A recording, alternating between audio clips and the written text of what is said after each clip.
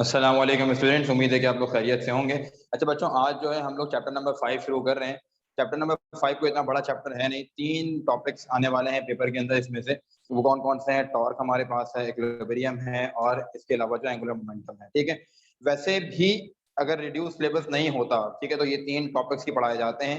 एक और टॉपिक इसके अंदर है सेंटर ऑफ मास है, सेंटर ऑफ ग्रेविटी का, वो होता है शामिल, लेकिन इस बार चूंकि साफ साफ रिड्यूस सिलेबस लिखा हुआ है कि टॉर्क, इक्विलिब्रियम और इसके अलावा एंगुलर मोमेंटम। ठीक है, टॉर्क में हमारे पास सबसे पहले तो ये है कि टॉर्क की पूरी डेफिनेशन है, उसकी एक्सप्लेनेशन और उसका फॉर्मूला, यूनिट वगैरह। ठीक है, फिर हम पढ़ेंगे torque due to couple forces, ये टॉर्क का टॉपिक होगा 2। ठीक है, इक्विलिब्रियम में पूरा पोर्शन जो है वो क्लास मैट्रिक वाला ही, यानी कि इक्विलिब्रियम की डेफिनेशन, उसकी एग्जांपल और फिर उसकी टाइप और उसके बाद 2 स्टेट्स उसकी। ठीक है, फिर चलिए उसके बाद एंगुलर मोमेंटम के ऊपर, तो एंगुलर मोमेंटम की डेफिनेशन, उसकी एक्सप्लेनेशन और उसके बाद law of conservation of angular momentum, जैसे आप चैप्टर 3 में पढ़कर आए थे, law of conservation of linear momentum. ठीक है, तो इस चैप्टर की थ्योरी के सिर्फ 3 ही पार्ट्स हमारे पास बनेंगे। ठीक है, तो पहला पार्ट आज हम डिस्कस कर रहे हैं, हेडिंग के लिहाज से टॉर्क हमारे पास फर्स्ट पार्ट है, तो टॉर्क ही हम डिस्कस करेंगे और कोशिश हमारी होगी कि टॉर्क को हम आज की क्लास में खत्म कर लें बच्चों। ठीक है, तो स्टार्ट करते हैं बच्चों। टॉर्क, देखिए टॉर्क सबको पता है कि क्या होता है, कोई ऐसे मसले की बात नहीं है। क्लास मैट्रिक में हाउ नाउ तो लेकर आए थे टॉर्क के हवाले से, सही है। हम जानते हैं कि the turning effect of force is called torque, यानी कि किसी भी बॉडी के बाद फोर्स लगाओ और उसमें टर्निंग इफेक्ट, यानी कि उसके अंदर रोटेशन शुरू हो जाए, उसके अंदर सर्कुलेशन शुरू हो जाए, वो घूमना शुरू हो जाए, इस फिनोमेनन को हम क्या कहते हैं? टॉर्क कहते हैं। ठीक है, तो इट्स मीन सर हमारे पास डेफिनेशन क्या हो गई? इसकी डेफिनेशन बन गई बच्चों इसकी हमारे पास, द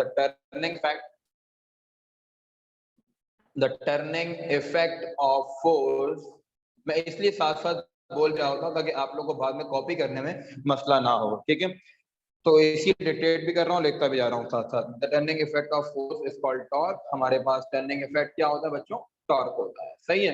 अच्छा, फिर कह रहे हैं आपसे कि जनाब एक और तो डेफिनेशन बन सकती है क्या इसकी? बिल्कुल बन सकती है, हमारे पास इसकी एक और डेफिनेशन, चैप्टर 2 आप सबने पढ़ा हुआ है। ठीक है, तो चैप्टर 2 के लिहाज से हमारे पास इसकी एक और डेफिनेशन बन सकती है।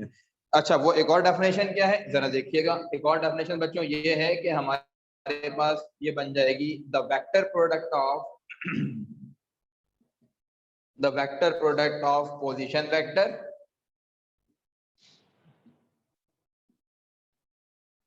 वेक्टर आर एंड एफ, यानी कि फोर्स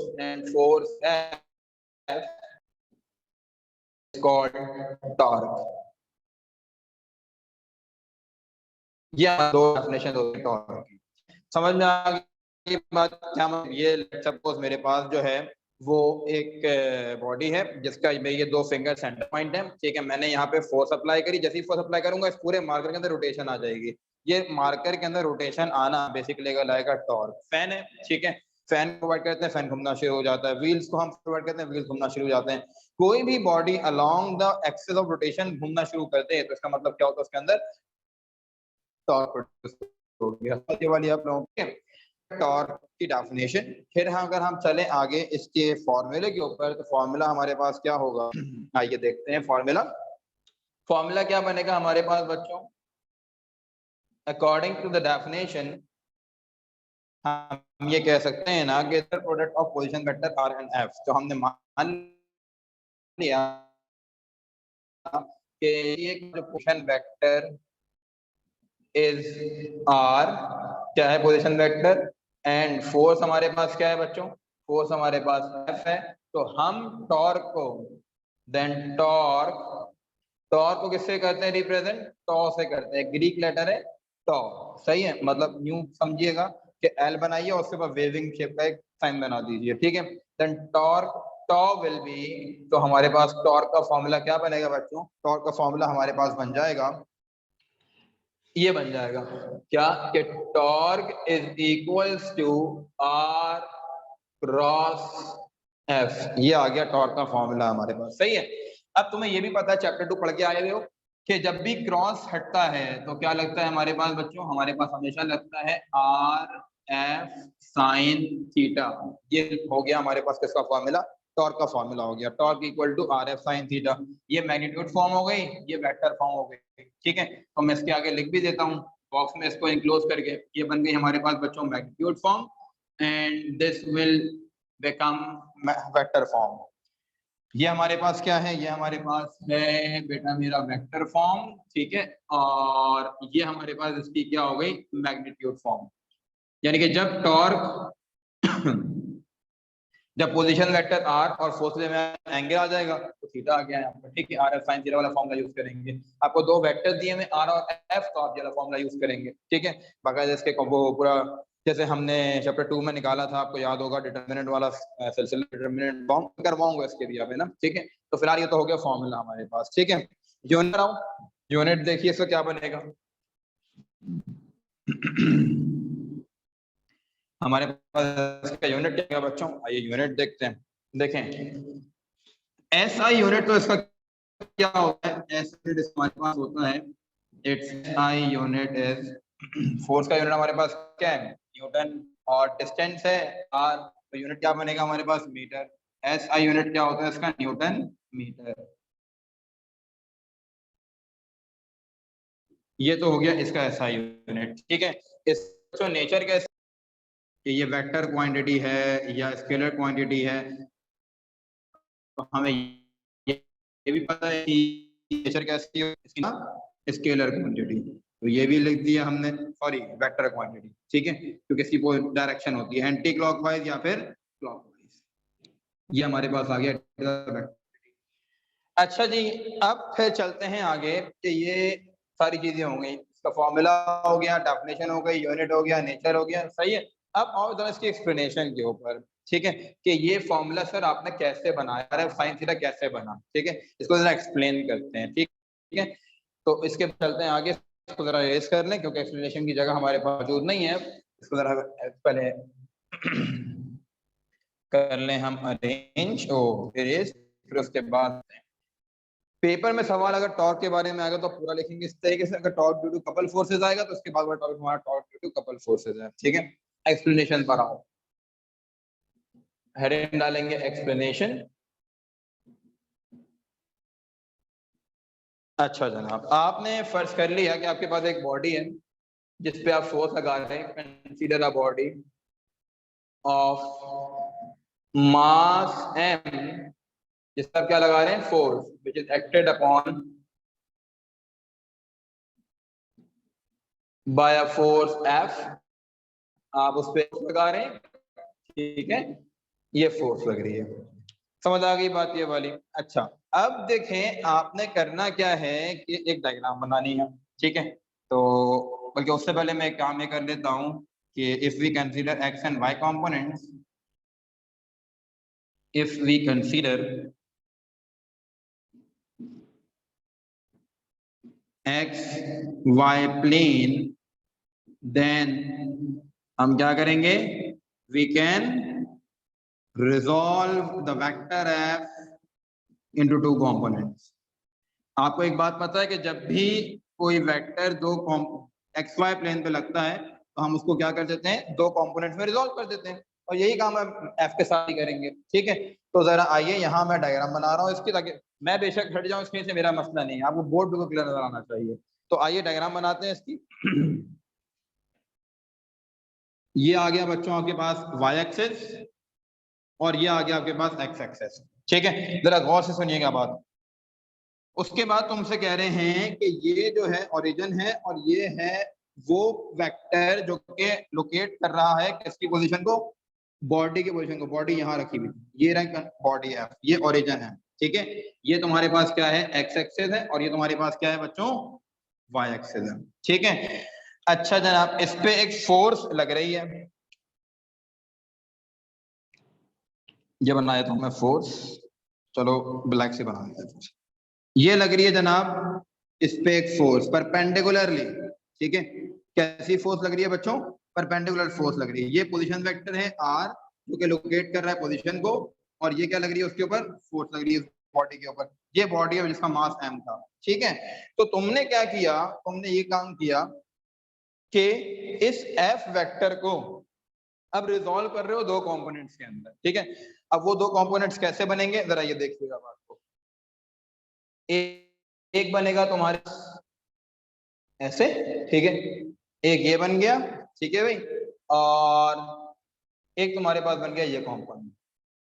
समझ आ रही है बात? ये वेक्टर एफ को दो कंपोनेंट्स में रिजॉल्व कर दिया मैंने, एक ये रहा और एक ये रहा, ठीक है। अच्छा जनाब, तो ये वाला जो है वो कहलाएगा एफ वाई, और ये वाला क्या कहलाएगा एफ एक्स, ठीक है।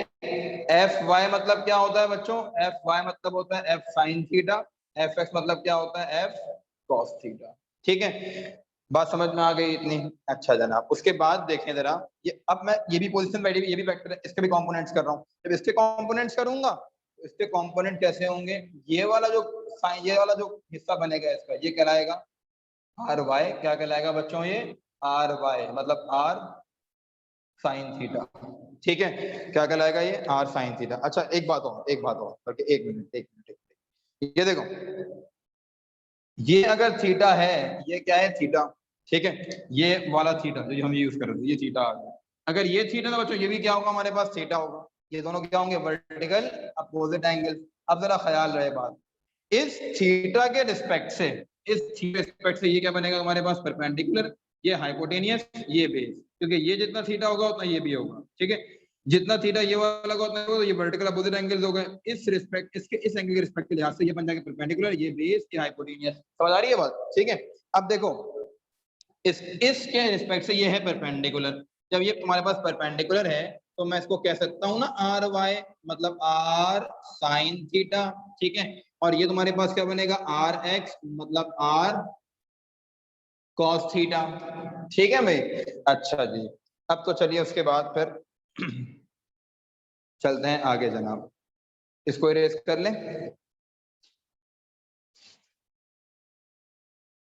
ये कॉन्सेप्ट मैंने इसलिए दिया आर वाला क्योंकि अभी हम जो कपल फोर्सेस पढ़ेंगे ना, तो उसमें आपको पता होना चाहिए ये बात। तो वर्डिंग लिखें, देखिए अब जो हमारे पास ये वेक्टर है ये वाला एफ वाई, जब ये लगेगा इस बॉडी के ऊपर तो ये घूम जाएगी इस तरीके से, ऐसे घूम जाएगी, ठीक है। लेकिन जब एफ एक्स वाला कंपोनेंट लग रहा होगा फोर्स का, ये नहीं घूमेगी। क्यों नहीं घूमेगी? क्योंकि एफ एक्स वाला जो कंपोनेंट है फोर्स का, वो सिर्फ बॉडी को मूव तो कर सकता है आगे पीछे, लेकिन घुमा नहीं सकता। क्यों? क्योंकि जो एफ एक्स है वो अलोंग वेक्टर आर है, ठीक है। क्योंकि एफ वाई जो परपेंडिकुलर टू आर है, ठीक है। एफ वाई हमारे पास क्या परपेंडिकुलर टू आर है, तो दैट्स व्हाई एफ वाई जो है इसको रोटेट कर सकता है, एफ एक्स को रोटेट नहीं कर सकता, क्योंकि F X parallel to R है, एफ वाई हमारे पास क्या है? परपेंडिकुलर टू आर है। और टॉर्क उसी वक्त प्रोड्यूस होता है जब कोई फोर्स उस पर परपेंडिकुलरली एक्ट कर रही है, ठीक है। तो हम यहाँ पे क्या लिखेंगे? यहाँ पे हम लिखेंगे कि the two components of force F are F cos theta and F sin theta, ठीक है। अब क्या बताओगे? F cos theta can move the body but cannot rotate it, तो रोटेट नहीं कर सकता है F cos theta, cannot rotate it। क्यों भाई? आगे रीजन भी दे दो, because it is along position vector R,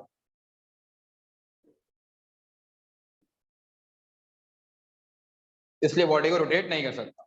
सही है। अब चलो आगे, फिर कह रहे हैं कि वाइल एफ साइन थीटा तुम्हारे पास जो है, while F sine theta can rotate the object, can rotate the body about origin O, ये ओ है, ठीक है। इसकी वजह से बॉडी घूम जाएगी। समझ आ रही है बात ये वाली? सही है। About origin O. अब आओ, तो हमारे पास टॉर्क बेसिकली किसकी वजह से प्रोड्यूस हो रहा है? टॉर्क प्रोड्यूस हो रहा है हमारे पास, टॉर्क का फॉर्मूला क्या बन जाएगा? टॉर्क का फॉर्मूला बन जाएगा बच्चों हमारे पास कि टॉर्क प्रोड्यूस हुआ है एफ वाई की वजह से। ये फॉर्मूला बन गया आर एफ वाई, ठीक है। अब जरा देखना इस बात को और कि एफ वाई किसके बराबर होता है? साइन थीटा के, ठीक है। तो ये क्या बन गया तुम्हारे पास? R F sine theta. अच्छा ये दोनों मैग्नीट्यूड है, इसको आगे पीछे कर सकता हूँ, लिख सकता हूँ ना एफ आर साइन थीटा, ठीक है, अब जरा इधर आओ, इधर देखो।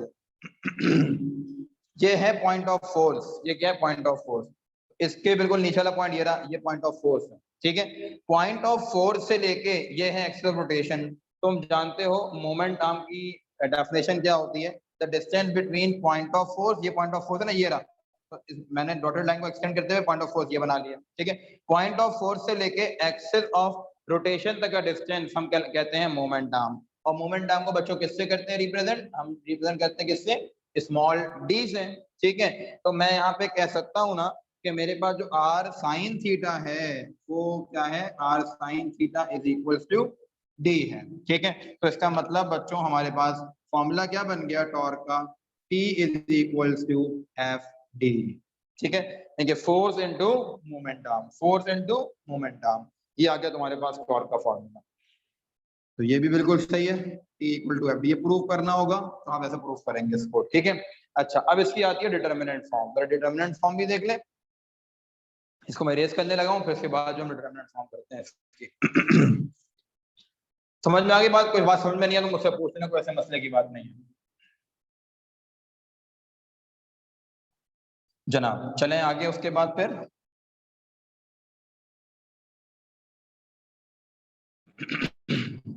अब चलते हैं हम इसके डिटर्मिनेंट फॉर्म के अंदर। टॉर्क के हवाले से अगर बात करेंगे शॉर्ट सेक्शन बी के अंदर, तो आप पूरा ये कुछ लिख कर आएंगे। अगर बात करेंगे torque due to couple forces की, तो आप फिर ये वाला टॉपिक नहीं लिखेंगे, इसके बाद जो मैं कराऊंगा वो लिखेंगे आपका डिटर्मिनेंट फॉर्म।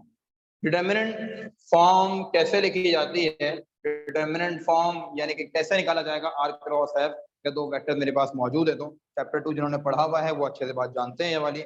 मैंने फर्ज कर लिया कि X Y Z, if X Y and Z are the coordinates of R के कोऑर्डिनेट्स एक्स वाई जेड है, ठीक है, and F X F Y F Z are the components of force, components of force F। ठीक है, R के जो हमने components किए वो एक्स वाई जेड किए, और जो F के वो F X F Y F Z के। ठीक है, तो मान लो कि जो मेरे पास R के जो कंपोनेंट्स होंगे वो क्या बनेंगे, एक्स आई, ठीक है, प्लस वाई जे प्लस जेड के, ऐसे लिखते थे हम। ठीक है, तीनों कंपोनेंट्स के फॉर्म में किसी वेक्टर को। फिर क्या आएगा हमारे पास, एफ, ये आ गया एफ हमारे पास, एफ एक्स आई प्लस एफ वाई जे प्लस एफ जेड के, ये आ गया फोर्स का वेक्टर। अब मुझे इसको करना है किसके अंदर, डिटर्मिनेंट फॉर्म के अंदर। कैसे करूंगा, जरा ये देखिएगा। देखें बच्चों, हम इसको कैसे लिख सकते हैं कि टॉर्क इज इक्वल टू, हम जानते हैं क्या होता है, आर क्रॉस एफ होता है। ठीक है, इसको कैसे कन्वर्ट करोगे डिटर्मिनेंट फॉर्म के अंदर, ऐसे करोगे। देखो ऊपर क्या आता है तुम्हारे पास, पता है आई जे और के आता है। ठीक है, आर के कंपोनेंट्स कौन कौन से, एक्स वाई और जेड है, तो यहाँ पे क्या आ जाएगा, एक्स आ जाएगा, यहाँ क्या आ जाएगा वाई, यहाँ क्या आ जाएगा जेड। ठीक है, उसके बाद यहाँ पे क्या आएगा, आई के कंपोनेंट्स, आई का कंपोनेंट मतलब आई पर कौन है, एफ एक्स है। तुम्हें पता है आई वाले यूनिट वेक्टर एक्स एक्सिस वाले होते हैं, वाई वाले जे वाले जो है वो वाई एक्सिस वाले होते हैं, और के वाले जो है जेड एक्सिस वाले होते हैं। तो यहाँ पे क्या आ जाएगा, एफ जेड। तो इसको तुम लोगों को ओपन करना आता है। तो ये तो बन गई इसकी डिटर्मिनेंट फॉर्म। ठीक है, टॉर्क का टॉपिक जो है यहाँ पे खत्म हो गया। फिर इसके बाद क्या, टॉर्क ड्यू टू कपल है। ठीक है, इसको जरा देखें आप लोग, फिर हम शुरू करते हैं torque due to couple forces. ठीक है, नेक्स्ट स्टार्ट करते हैं टॉर्क ड्यू टू कपल। जनाब सही है, कोई परेशानी तो नहीं है, कोई मसले मसाइल हो तो मुझसे पूछ लीजिएगा अपने व्हाट्सएप ग्रुप से, कोई ऐसे मसले की बात नहीं है। ठीक है बच्चों, तो अब हम जा रहे हैं अपने नेक्स्ट टॉपिक यानी कि टॉर्क ड्यू टू कपल के ऊपर। बड़ा इंपॉर्टेंट टॉपिक है, पेपर में अक्सर पूछ लेते हैं शॉर्ट के अंदर। ये हमारा चैप्टर नंबर 5 का लेक्चर नंबर जो है वो 1 है। ठीक है, तो मैं यहाँ पर मेंशन भी कर देता हूँ ताकि आप लोगों को बाद में जो है वो मुश्किल ना हो कि सर ये हमारा कौन सा लेक्चर था। तो आप लोगों के लिए, आप लोगों की याद दिलाने के लिए मैं लिख दूं कि ये हमारे पास चैप्टर 5 का लेक्चर 1 है। ठीक है, तो इसको भी इरेज कर लें।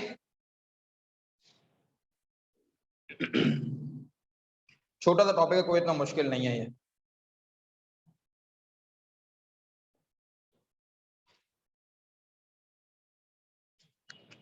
Torque due to couple forces.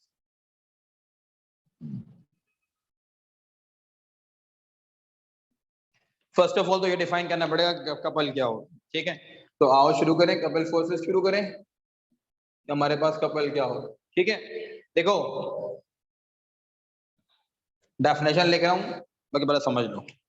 ये एक बॉडी है, ठीक है, ये इसका एक्सिस ऑफ रोटेशन है, इस पे दो फोर्सेस लग रही हैं, एक ये लग रही, ठीक है, और दूसरी जो है वो ये लग रही है।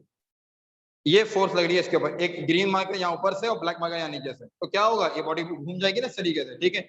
अगर ये यहाँ लगाओ और इसको यहाँ लगाओ तो ये बॉडी एंटी क्लॉकवाइज घूम जाएगी, ठीक है। दोनों सूरतों में बॉडी में टॉर्क प्रोड्यूस होगा, लेकिन but of due to two forces, ठीक है। दो फोर्सेस क्या कहलाती हैं, वो कपल कहलाती हैं। कैसी होती है दोनों forces, two unlike parallel forces. क्या डेफिनेशन लिखोगे तुम इसकी, two unlike parallel forces,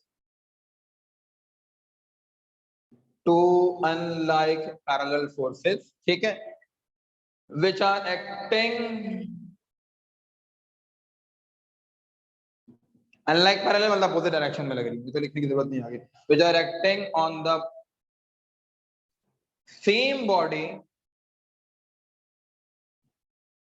but acting on different line of action, different lines of action is called couple forces। बात समझ में आ गई, क्यों डिफरेंट लाइन ऑफ एक्शन है, क्योंकि देखो लग तो सेम बॉडी पे रही है, एक का लाइन ऑफ एक्शन ये है, एक का लाइन ऑफ एक्शन ये है, ठीक है। बेशक सेम बॉडी पे लग रही हो, लेकिन लाइन ऑफ एक्शन डिफरेंट हो और डायरेक्शन भी अपोजिट हो। डायरेक्शन अपोजिट तस्करा क्यों नहीं किया, क्योंकि लिख दिया कि अनलाइक पैरेलल फोर्सेस, और अनलाइक पैरेलल फोर्सेस होती वही है जिनकी डायरेक्शन कैसी हो बेटा, अपोजिट हो, ठीक है। तो ये तो हमारे पास हो गया कपल की डेफिनेशन, ठीक है। अब जरा आओ इसकी एक्सप्लेनेशन के ऊपर कि टॉर्क ड्यू टू कपल कैसे होगा, इसकी एक्सप्लेनेशन पर आओ। आसान टॉपिक है, कोई मुश्किल नहीं, ये पेपर में पूछते हैं आपसे, ठीक है, और पूछ भी सकते हैं इस बार। देखिए भाई, हमने मान लिया कि दो हमारे पास फोर्सेज हैं, एक को हमने नाम दिया प्लस एफ का, एक को हमने नाम दिया minus F. Consider two forces, ठीक है, दो फोर्सेज ली, एक का नाम दिया एफ और एक को नाम दिया minus F. Consider two forces F and minus F, ठीक है। आ रही है बात समझ में वाली, which is acting on a body, acting on a body at two different position vectors, two different at different, चलो मतलब आसान कर दें बात को, तो एक में देते हैं two different points A and B, ये लो आसान कर दें, ठीक है। दो डिफरेंट पॉइंट्स पे लग रही है एफ, एक पे एफ और एक पे माइनस एफ, ठीक है। अच्छा, उसके बाद जो है जरा देखिएगा, अच्छा देखें, दो पॉइंट्स हैं, फोर्स एफ लग रही है पॉइंट ए पे, माइनस एफ लग रही है पॉइंट बी पे, ठीक है। अब इसको जरा डायग्राम पे इंप्लीमेंट करें, किस तरीके से करेंगे देखिएगा जरा। देखें भाई, हमारे पास जनाब ये आ गया बच्चों वाई एक्सिस, ठीक है, और ये आ गया बच्चों एक्स एक्सिस, ठीक है। ये एक्स हो गया और ये क्या हो गया, वाई हो गया। देखो अब दो पॉइंट्स हैं, ठीक है, ये है पॉइंट ओ, रेड मार्कर मेरी पॉकेट में निकाल लेते हैं बाहर, देखिएगा जरा। ये बच्चों आ गया तुम्हारे पास एक पोजीशन वेक्टर जिसको मैंने नाम दिया पॉइंट ए का, ठीक है। ये बच्चों आ गया तुम्हारे पास दूसरा पोजीशन वेक्टर, दिखा देता हूं आप लोगों में,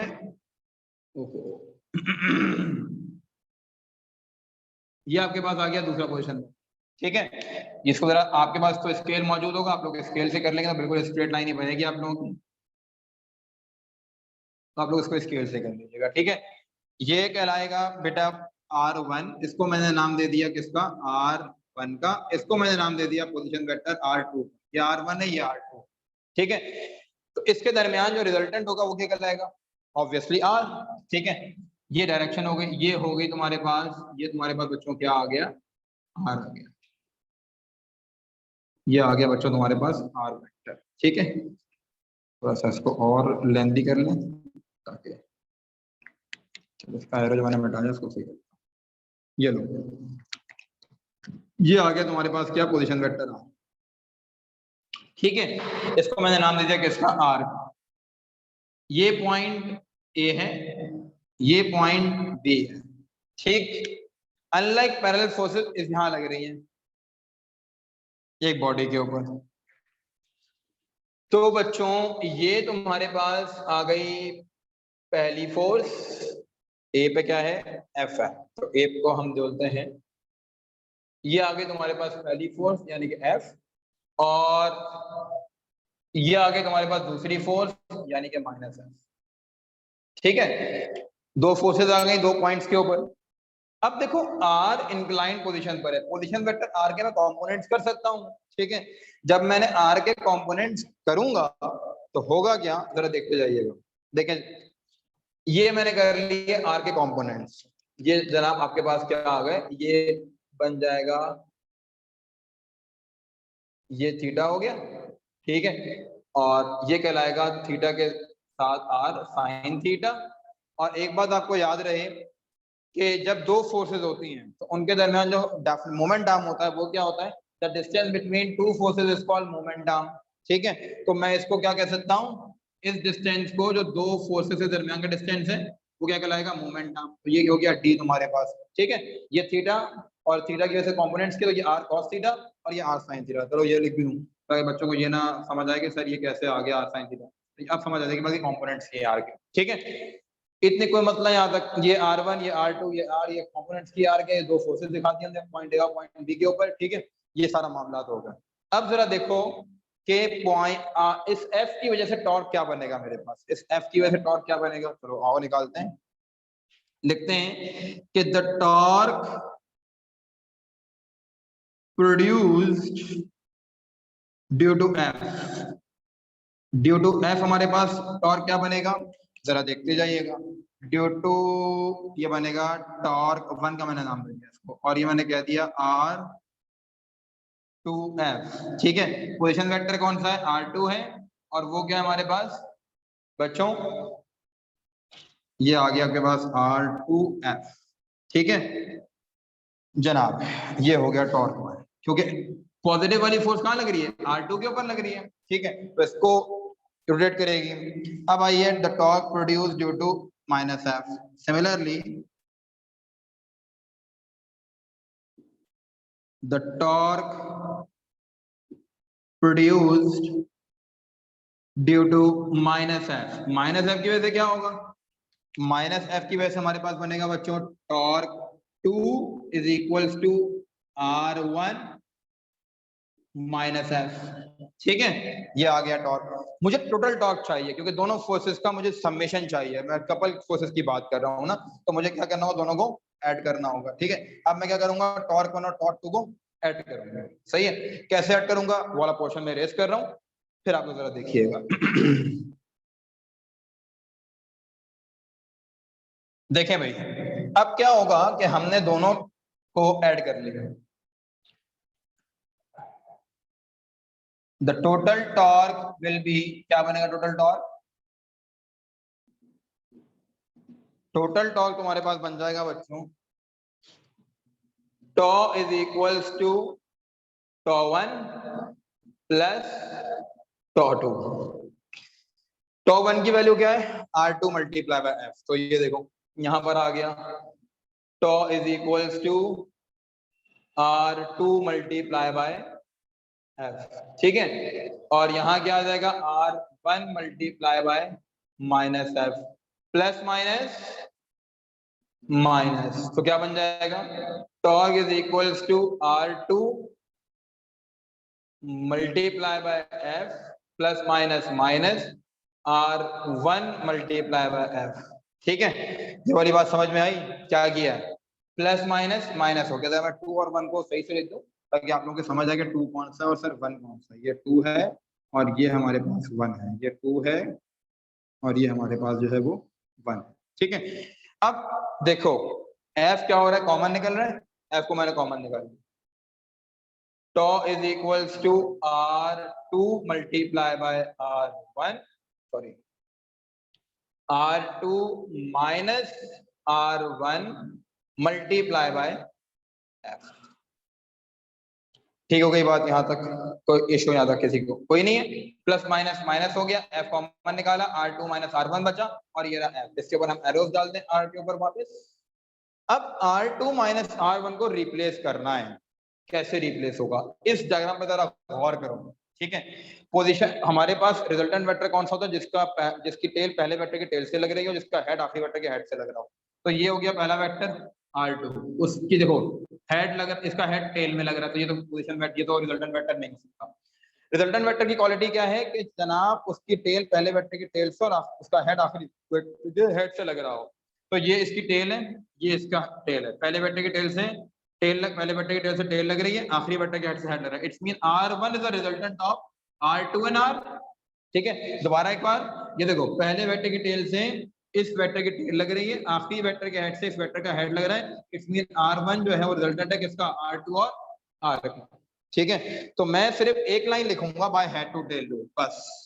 ठीक है, by head to tail rule we know that R1 is the resultant of R2 plus R। समझ आ रही है बात ये वाली? R2 plus R। ठीक हो गया मामला यहाँ तक? अच्छा जनाब, उसके बाद जरा देखिए कि हमारे पास ये हो गया R1 equal to R2 plus R। हमने R2 माइनस R1 रिप्लेस करना है। देखो एक चीज, एक मसला करेगी, एक काम ये कर सकते हैं हम कि हम यहाँ पे क्या करें कि इसको कह लें कि ये वाली जो फोर्स है इसको हम कह लेते हैं बेटा ये प्लस एफ पर है, ठीक है, और ये माइनस एफ पर है। जब ऐसा कर लूंगा तो इससे फर्क क्या पड़ेगा मेरे पास? इससे फर्क ये पड़ेगा कि यहाँ पर सिलसिला हो जाएगा कुछ मेरे पास यूं कि यहाँ आ जाएगा, अब R2 पर माइनस आ गई, यहाँ हो जाएगा 1 और यहाँ क्या हो जाएगा 2। ठीक है, यहाँ क्या हो जाएगा 1 और यहाँ क्या हो जाएगा 2। जो वर्डिंग लिखी है ना तुम लोगों ने, ठीक है, उसमें ये काम कर सकते हो कि हमने लिखा था कंसीडर टू फोर्सेस। अगर लिखा था F माइनस एफ तो उसको कर लेना, पहले F लिखा था बाद में माइनस एफ लिखा था। ठीक है, तो पहले माइनस एफ कर लेना बाद में F करेंगे। पॉइंट A पर माइनस एफ लेनी चाहिए, पॉइंट B पर F लेनी चाहिए। ठीक है, तो ये तो हो गया तुम्हारे पास R1। अब जो पॉजिटिव फोर्स है वो किस पे कर रही है एक्ट? R1 पे। माइनस वाली फोर्स R2 पे एक्ट कर रही है। ठीक है, अच्छा कुछ नहीं किया सिवाय इसके कि मैंने फोर्सेस को चेंज कर दिया। ठीक है, जब फोर्सेस को चेंज किया, एक और काम भी मैं कर सकता था कि मैं इस एरो को यहाँ कर देता, उससे भी कोई फर्क नहीं पड़ता। जैसे पहले काम हुआ होता ना R2 माइनस R1 हुआ होता, वो भी ठीक था। वो ठीक क्या था कि इस वाले इसको उठाता और यहाँ कर देता मैं उसको, फिर मेरे पास R2 बन जाता रिजल्टेंट। ठीक है, तो क्या हो जाता? R2 equal to R1 plus R हो जाता। ठीक है, R1 वाला के माइनस हो जाता। ये भी कर सकता था, वो भी ठीक तरीका था जो मैंने इसको इरेज करके किया। दोनों ऑप्शन सही है। अगर याद रखना कि एरो नीचे की तरफ है, ठीक है, इसका एरो नीचे की तरफ है तो R1 रिजल्टेंट, एरो ऊपर की तरफ है R2 रिजल्टेंट। ठीक है, अभी एरो बनाया कहाँ? नीचे की तरफ। ठीक है, एरो का बनाया है नीचे की तरफ बनाया है, तो R1 रिजल्टेंट होगा। जब R1 रिजल्टेंट होगा तो क्या हो गया? R1 equal to R2 plus R। R2 में क्या हो रहा है? प्लस, यहाँ के क्या हो जाएगा? माइनस। तो क्या बन जाएगा हमारे पास? R is equals to R1 minus R2। Equation 1 क्या बनेगी तुम्हारे पास? अब R1 माइनस R2 को रिप्लेस कर सकता हूँ किससे? अब R से। तो क्या फॉर्मूला आ गया? Tau is equals to R cross F, और you can say that torque is equals to RF sin theta. ठीक है, as we know that RF sin theta, sorry, R sin theta is equals to D। ये देखो ये distance R sin theta किसके बराबर है? D के बराबर है। सही है, तो क्या आ गया इन द एंड फॉर्मूला हमारे पास? Torque is equals to FD। सही है, यहाँ तक बात खत्म हो गई। ये तो हो गया torque produce due to couple भी बराबर किसके होता है? FD के बराबर होता है। और टॉर्क वाला पूरा पोर्शन जो खत्म हो गया। कोई बात अगर ये वाली बात समझ में ना आई हो तो मुझसे फिर पूछ लीजिएगा, कोई ऐसे मसले की बात नहीं। ठीक है, जाते जाते फिर एक बार बता दूं कि अगर ये एरो नीचे है तो R1 रिजल्टेंट, एरो ऊपर है तो R2 रिजल्टेंट। बस ये याद रखना, तो कोई प्रॉब्लम इसमें तुम्हें नहीं होगी। ठीक है बच्चों, यहाँ तक के लिए काफी। आज के लिए इतना, अपना ख्याल रखिएगा। अल्लाह हाफ़िज़।